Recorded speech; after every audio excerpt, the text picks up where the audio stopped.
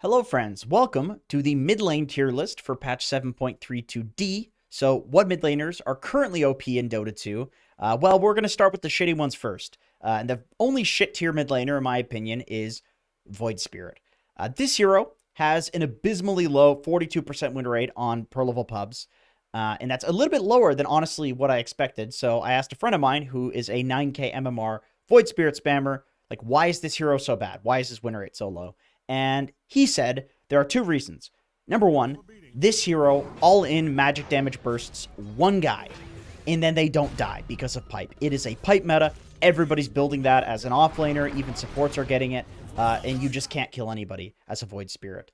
Also, the second thing is once you pick up the Aghanim Scepter on Void Spirit, which everybody's going to do because that's his big item in the late game for, scaling and utility, everybody's getting Greaves and everybody's getting Lotus Orb right now. These are two very trendy support and offlane items that people are building. In fact, a lot of offlaners are coming into the meta because they build Greaves because that item just got buffed. And both of those items take off the silence. You just don't care about a Void Spirit. So it's just not really a good meta for him. D tier, we have Magnus. So there is the new Aghanim Scepter. It makes it so that his Shockwave does some funny stuff. It comes back and then does a little bit more damage, and it reduces the base armor of the enemies, like some random shit like that. And I've seen Arise use it, but Arise is going to make Magnus work on any patch. Magnus's win rate is pretty low, and people are still playing around the Horn Toss Skewer combo. That still seems to be the best thing about Mag. But obviously after TI-10, that got nerfed where it no longer stuns. It only does a slow. And so you can BKB it. It's just not as good anymore, and people are still playing around the exact same thing that's just nerfed. So Mag is pretty bad. Dragon Knight. So the big thing with Dragon Knight is I feel like he comes into the meta when mid laners that he counters are really toxic. So like if Puck was an S tier mid laner, which we'll get to Puck later, that was being picked up in like every single game, then DK would probably be picked a lot more. But that's just not the case for Puck or any of the heroes that DK counters. At the very least, like if those heroes are getting picked, there are other better counters than DK. And also, I think the big point where he fell off was when they nerfed his shards so that the AoE is a bit lower. I think it does a little bit less damage, and a couple of other things. They just sequentially kind of nerfed that item, and that was a big thing that people were getting on DK, a big reason why he was strong. And of course that's just bad now. That's not bad, but it's not as good as it was. Keeper of the Light. So this hero was an S tier mid laner for a couple of patches when Null Talismans gave spell amplification. Like, he was genuinely an insanely good mid because you could just one-shot creep waves and then go jungle and farm faster than any other hero in Dota. Since that patch, Null Talismans got changed. They don't give spell amp anymore. Now they give total mana pool, which Caudle just doesn't give a shit about. He already has a lot of mana. And all of the other things about Caudle have also been nerfed since that patch to make him fall off as a mid laner. But he's not that bad. Like, if you have a totally free Caudle game, you see all the heroes, they have no backline jumpers, you can destroy the guy that you're going up against mid, and you are a Caudle player, then go ahead, pick it. It's not shit tier. But it's you have to be a Caudle player. Necrophos. Okay. This hero I was actually going to put in the shit tier before patch 7.32D came out.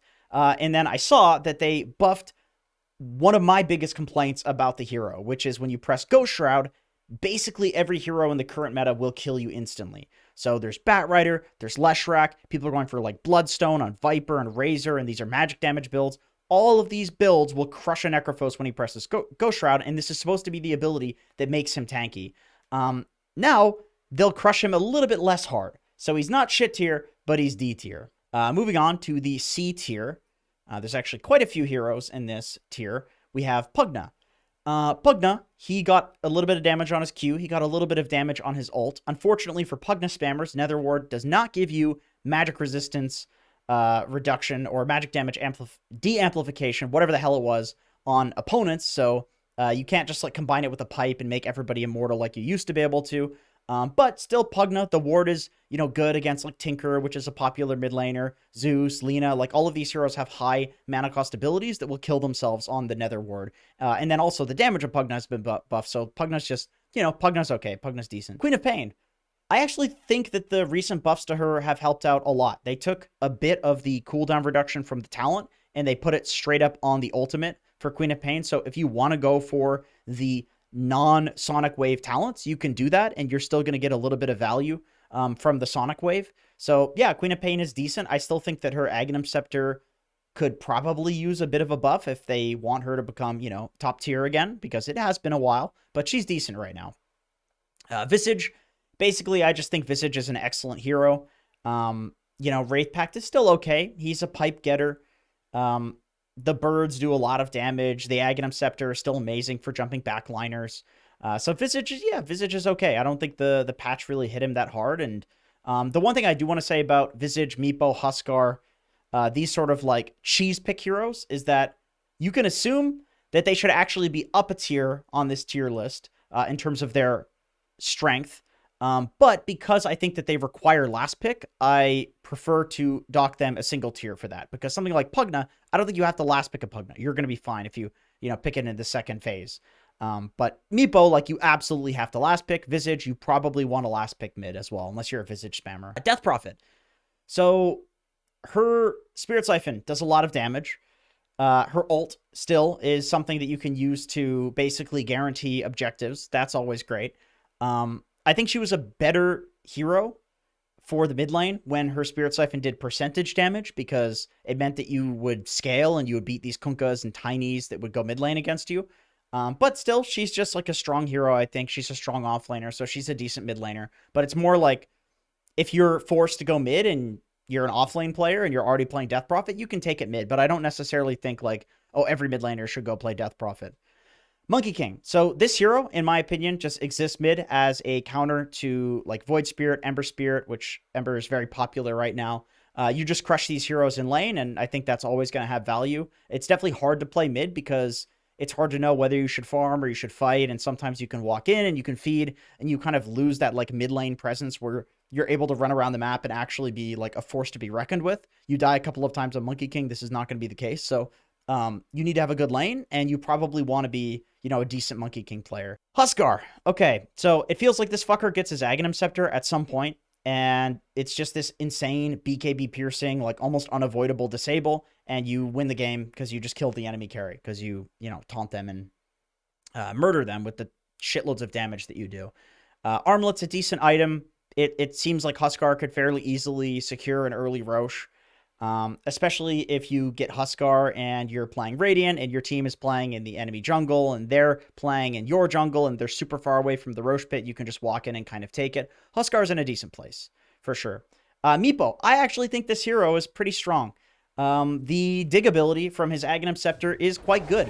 It's kind of like the Visage Stone form. Unfortunately, it costs 4,200 gold instead of 1,400, but you can use it to like run into a fight.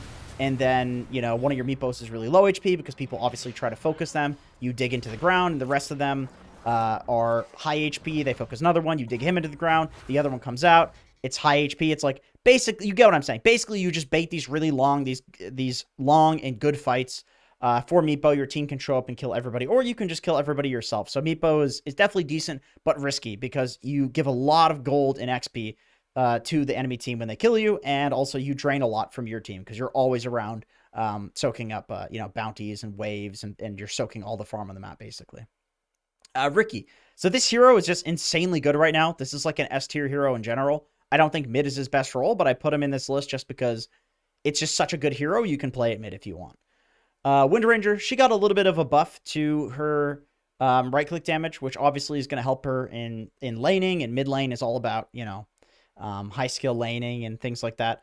But also, I don't think that there's a lot in the patch that purges Windrun. There's like SD's not that great of a pick. Oracle's not that great of a pick. Like these aggressive purges to take off the Windrun don't really seem to exist. Yule's is not a very popular item. Yeah, it's like, I just feel like this hero fucking Windruns at you and you can't do shit. It's really annoying. Arc Warden. Similar to Meepo, similar to Huskar. I think he's just like a really cheesy late game pick. The magic damage build is definitely the way to go, where you're not playing around the Daedalus and doing crazy like right click damage with the Arc Warden clone. You're just playing around the Aghanim Scepter and doing a shitload of magic damage. It's good in general, so it's a decent mid laner, but you really have to be a specialist to make this work. And if you're not really good at it, your team is going to be confused and not really play around you, and you might lose. So be careful. Lone Druid. Doom is very popular. This is one of the most popular heroes in Dota right now, in pro level pubs at least. And Lone Druid is like a super hard counter to Doom. What are you going to do? Doom the bear? Doom yourself and then run at the bear and then he bashes you and kills you. So it's not just Doom, but that's just a good example of like what Lone Druid hard counters. I feel like there are just heroes that hate playing into Lone Druid. He just feels so fucking toxic to play against. Like Puck, for example, playing into Lone Druid feels so sad. You just can't do anything to him. So it's like there are these games you can just pick Lone Druid and nobody can do anything to you.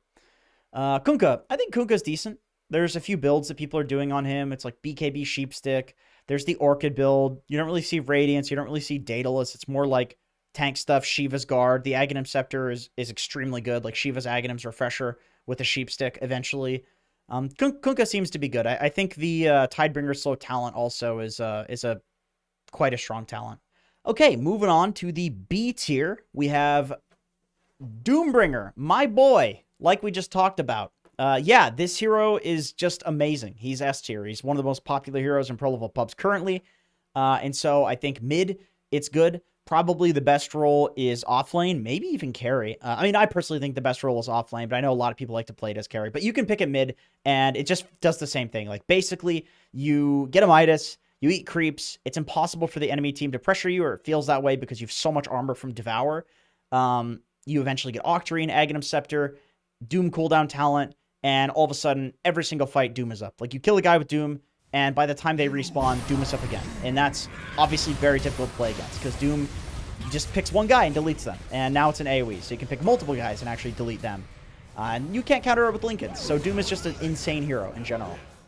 Batrider, I still think Bat's a great last pick mid.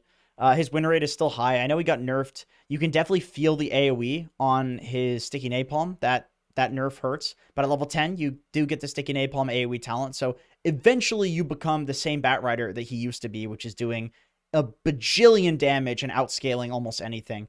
But it just requires you to have the right game for it, and it requires you to get levels, which he can get, for sure.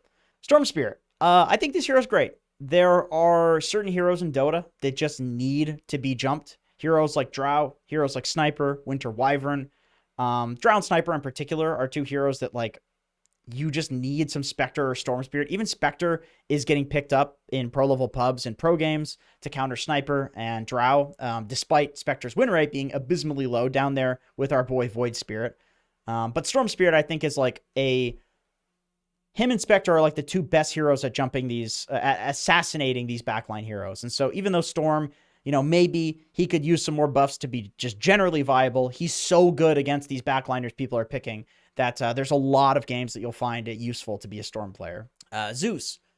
Yeah, they just haven't nerfed this hero enough. I think they've nerfed his static field twice recently, and it still feels like it does a ton of damage. The Aghanim Scepter, I think they've nerfed the cooldown on that pretty significantly, but like, you just farm, you get a Refresher, you get Aghanim Scepter, you do a bajillion damage. It's impossible to push onto him.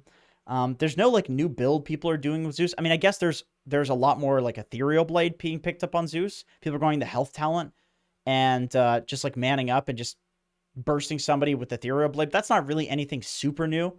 And there's a lot of illusion carries being picked, like Naga Siren, Phantom Lancer. These are strong heroes. Ricky's a super popular pick right now. And Zeus obviously counters that because he has the built-in detection. You can just kind of walk around nuking places and eventually you'll find him and Ricky will die to you. So it's one of the only heroes that actually feels good playing into Ricky, and it feels like he's in every game right now. Puck is definitely strong. I think there are a lot of games where the enemy team has picked a lineup where they just don't have any like instant stuns for you. They have some like Vengeful Spirit as their best stun, and obviously Puck can very easily phase shift that. I also think Witchblade is a very strong item, and Puck is probably the best Witchblade hero in Dota. Also a hero that really benefits from the fact that there's a shitload of water runes, and the mid lane is obviously still about pushing the wave and picking up water runes and, spamming your bottle. Puck is still good at that. And then also, it's some nice lockdown. Like the Silence and the Dream Coil are really great guaranteed lockdown, and a lot of the time you want that from mid laner. You've like some offlane Nature's Prophet or Visage, and like you need some mid laner that's like doing some disabling. Puck can do that for you. TA. I think TA is probably a better carry, but she has an incredibly high win rate. It feels like her Cyblades spill across the map. I also think that the Aghanim Shard, the silence from that is extremely strong. The Aghanim Scepter, I mean, I have this theory that the Aghanim Scepter is totally underutilized and that like a really good TA player with the Ag Scepter will absolutely dumpster a game with that. But most people are just going like Blink Dagger, Deso, Daedalus, and they're just all-inning damage. Where it's like, yeah, okay, if you catch me, you'll kill me, but probably I'll kill you first. And I think that is the correct way to play TA. I really do. Like, Refraction lets you play with like that. But it's a very high skill hero in that sense. Invoker is still good. Quas Wex is okay depending on the game. Sometimes you need a hero that's running around and killing people with an urn. But most of the time I'm seeing people do like an early Quas Wex and then going Quas Exort fairly quickly. You pick up a Midas after an urn and you start playing around like not even the Cataclysm. It's like a lot of the Aghanim Shard that people are playing around where you throw 3 meteors down onto the ground and some like sheepstick combo and just play to like kill people across the map as a ganker with Ghost Walk. I mean, if there's a Faceless Void in your team or something like that, like of course you're going to go for the Aghanim Scepter and go play with Cataclysm. But for the most part, people are just running around with a sheepstick and killing people. And it's pretty good. Morphling. So Morphling's a fairly cheese pick. I would say this is like a better version of Monkey King if you are really good at Morphling. The Aghanim Scepter on this hero, I think, is just broken. Stealing stats from a carry, like, it feels like you just can't play the game. You can even, against PL, I learned this the other day, you can press Morph on one of the illusions of PL, and it steals the stats from his main guy. That's fucking crazy. So I think the big thing that makes this hero so strong is that the Ag Shard and the Aghanim Scepter both have fantastic abilities. Like, being able to morph while stunned is obviously insane. But you also get stats for it. So it's like you don't have to make the choice between damage and utility. You get both with these items. And like I said, the Ag Scepter, you gain stats from the enemy's Agi carry. So yeah, Morph is really strong, but I think you just need to be a good Morph player to make it work. Pudge, probably a better carry, but still an excellent hero in general. I've not really felt the nerfs on him. He is obviously still a shitty support. Nothing about the changes to him have made him a better support. But from the mid lane, you're still going to farm an Aghanim Scepter, Blink Dagger, and you're eventually going to carry the game. But it's like a mid lane Zeus or a mid lane Batrider where you're this like magic damage carry from the mid lane. And in some patches, you know, if you try to carry from the mid lane, you're griefing. But in this patch, it actually feels like basically every mid laner is just another carry. They're just another carry that's like running around and doing shit before they also carry the game. So Pudge obviously is very happy to do that. OD. So the big build that people are doing on this hero is they're going for the Aghanim Scepter. Basically, enemy team will run in, they'll Doom or they'll press Chrono or some shit like that, and you imprison 2 teammates, and with the Aghanim Shard, they walk out of it. They walk out of the Chrono, out of the Doom. That's what most people are doing on OD. You can also aggressively, like, blink in, sheep, you know, hit them a couple times, astral them, and then ult, and then you're going to kill basically any hero from full with that. I've seen a couple of builds, like I've seen Witchblade, I've seen Moonshard, that sort of thing, but mostly people are going for the Aghanim Scepter rush. Primal Beast, still just an OP hero. I feel like in a couple of weeks, once the closed qualifiers for EU DPC, Western EU DPC is over, and Thompson has played a lot of this hero, I'm going to be ranking it a little bit higher, but I will say you can definitely feel the nerfs to his Q. Being able to be stunned out of his stun is definitely important. But maybe I'll be ranking this higher whenever Thompson is playing it again, because it has been a while since the last chance qualifiers where we saw him dominate with this hero. A tier, actually a lot of heroes as well. Okay, so A tier, we have Viper, Bloodstone. That's a lot of these heroes is Bloodstone.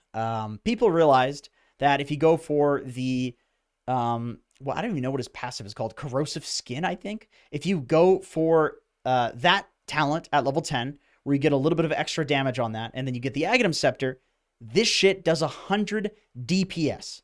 Like, you don't even need this nosedive thing. Sure, nosedive is cool, because you can, you know, put your goo on people in a big AoE and you can disarm them. Sweet, all right.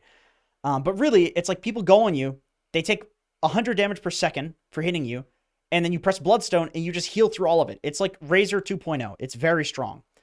Speaking of Razor 2.0, Razor is just a completely broken hero with this new Bloodstone build that people are doing.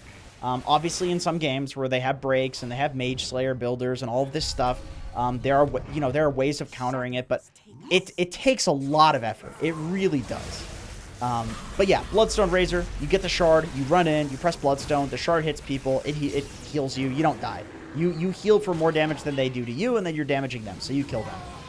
Let's just get the Bloodstone heroes out of the way. Leshrac, Bloodstone, still, you run in, you press Bloodstone, you sheep them, you blink in, you sheep, you stun, you kill anybody with Bloodstone. You don't die because of the Bloodstone. Yeah, how many fucking times do I have to say Bloodstone? These heroes are insane.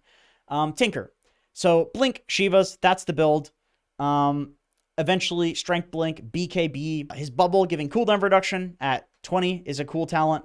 But I think the big thing that makes Tinker strong is the fact that his rearm is just such a... It's so short now. Like, he can really fucking chase you. You need to get level 12 because then you can actually TP to creeps instead of towers. That matters quite a bit. But once you get there, the hero is just insane. It's ridiculous. I hate Tinker. Sniper. Mid lane carries are popular right now. They're very strong. Like, enemy team picks some Ember Spirit or OD or, I don't know. They pick some hero where, like, they think that they're being the cancerous one. And then you just pick a sniper mid and you headshot them over and over and over again. And then they have to pressure you because if you go late game, you just out carry them. It's quite insane. I mean, Sniper is just strong. Like, they nerfed his shrapnel a little bit. You can barely feel it because really there were builds. Like, look at BSJ. The guy didn't even build shrapnel in most of his games. He would literally go stats and it's good. So the shrapnel really is just like for farming creep waves. You still hit the entire creep wave with the AoE on it. And then you carry by just right clicking them and peeping people. He's insane. Tiny. I think Tiny's just a ridiculous hero in general. He did not get nerfed anywhere near enough. You can barely feel the AoE on his Avalanche, especially mid, where you're going to be maxing that out first. And then eventually, you get your level 20 talent for the tree grow damage. And then you pick up an Aghanim Scepter or Daedalus, and you are a carry. You one-shot people. It's really ridiculous. And you provide your own stuns to one-shot people. His late game build is just too good, I think. Like this Aghanim Scepter, Octarine Core. You have this like long range avalanche with the lowered avalanche cooldown at 25 as well, and you're just constantly like tree tossing people or tree volleying. Like I will say I did not believe in this enough when Thompson was first doing it. I was like, it's Thompson. He makes anything look good. It's like, well, yeah, but he also just is also really good at discovering shit that's OP. And he was right about this. The tree volley is ridiculously strong. SF. Oh my god. Okay, so the build on this hero from the mid lane. I want to say like, oh yeah, you should go like Daedalus and like, you know, play to like eventually turn into a right clicker. Because I do think that's actually good, is to play this like spellcaster, but also physical damage SF. I think that's good. But this mid lane, you pick up an Arcane Blink, BKB, Refresher, you get the 20 talent for the fear duration. You fear people for legitimately like 10 seconds straight. It's so hard to play against. I don't even know what you do against this late game. And then eventually he will build a Daedalus. You will get all the talents. You get the raise applying your attack damage talent as well as the shard. And you jump in, you raise somebody. They take 1,500 damage because you crit them with the Daedalus. And then you also crit them and fear them with the shard. And you can Arcane Blink first and triple raise people. Like SF is pretty ludicrous. But I do think it is a specialty hero. Like, you have to know how to hit the combo. You have to know how to use the Arcane Blink, the ult. But it's not that hard. It's really easy. Tusk. Tusk is probably the best, like, roaming and ganking mid. You just run around, and you have high levels in Snowball. You have high levels in your Q. And you do so much damage that you can, like, full to zero pretty much anybody that with, you know, any decent amount of farm. Just with your normal mid lane farm, as long as you have, like, a +1. So I think he's the mid that, like, you just push the wave mid. You just Q and W it, and then you run at a side lane with a rune. He's like the best hero for that. And then late game, if you need to go for the utility, you can get the Aghanim Scepter and boot people in. Okay, so let's finish off and talk about the S tier mid laners. First off, Ember Spirit. I put this hero in S tier like 4 or 5 days ago when I was making this tier list. And recently, I've been seeing this more and more and more. I don't know exactly what it is about Ember, because I feel like he's been pretty decent for a while. He was at least A or B tier for quite some time. But I think that a lot of mid heroes struggle to lane against him. I do think that. Like, you get an Orb of Corrosion, you get Phase Boots, and you just sit there sliding people. And most mid laners that are popular, the Lina, the Pango, like, eventually you shove most heroes out of lane. And we talked about with the puck, there's a lot of games where you just want to pick a hero that is mobile because there's not that many heroes that punish it. Lion, Shadow Shaman, like, these are not super popular heroes. And even like something like a Tiny, like, you can't get through the Flame Guard in the time that Tiny has the, his combo. But a big thing also with Ember Spirit is the Aghanim Shard plus Aghanim Scepter combo. Like, this is going to sound weird, but I feel like the way people are playing it now because they were forced to, which is you Remnant in, they run away. You Remnant to follow them, they run away. You Remnant again. And, like, you play to kind of slowly but surely, like, slowly methodically chase them down with the Aghanim Shard canceling blinks and with the Aghanim Scepter doing damage, give you that huge radius on your remnants. I feel like that was actually the better way to play Ember Spirit, but before, when there was no cooldown on its ulti, people would just throw all the remnants out at once and kind of waste them. It's like, I think the playstyle had to be adapted because the hero got changed, and I think it was actually the better playstyle in the first place, because it feels like this fucker chases you forever. Once he gets the Ags, people are going for a Sanjin Kaya, and you just can't escape him. And he outlasts your BKB because he has 5 fucking remnants, and they feel like they're global. So he's insane. He's ridiculous. Lina. So Lina's just the best carry mid. There are 2 ways of playing her. You can go for the kind of like Daedalus, Monkey King Bar, Shadow Blade, Silver Edge, that sort of thing, and play to like right-click people, and that's really good. But you can also play with a Refresher Orb, with her new Aghanim Scepter, where you're getting the spell amplification and then pure damage on her Laguna Blade. And legitimately, you can one-shot a carry, no matter what items they have, with Refresher Orb, it feels like. Both builds are good. It depends on the game. It depends on what you're better at. But I think both builds are definitely good, and it's very hard to stop her from farming. It's very hard to stop her from carrying the game right now, and she beats everything mid. Pango. Pango is basically the best team fighter in the game. And not only that is he the best team fighter in the game, but he also scales as a team fighter because people are still going for the cooldown reduction on the shield crash in the role talent. People are still getting an eventual Aghanim Scepter, Basher, Diffusal Blade, and he swashbuckles and he just fucking kills you. It's insane. And also, I think a big reason why this hero feels so crazy in a lot of games, and this might sound, I think all the Pango players will understand this, but non-Pango players will think this is insane. Maybe a little insane, is I think the neutral items are just fucking insane for Pango. Like, at every tier, it feels like there's an item that just breaks the hero.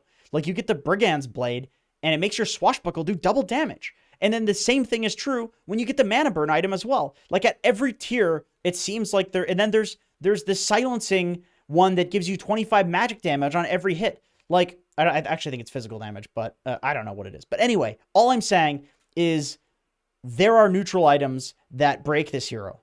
And there's one on every tier. So, and because you get 5 items, like, you're going to get one of them in a game. I have kept that item until, like, tier 5 items because it's legit that good. It's pretty impactful. It makes your swashbuckle just one-shot poor Crystal Maidens and shit like that. Anyway, that's it for this video. Thank you so much for watching, guys. I appreciate it, and I hope to see you in another one.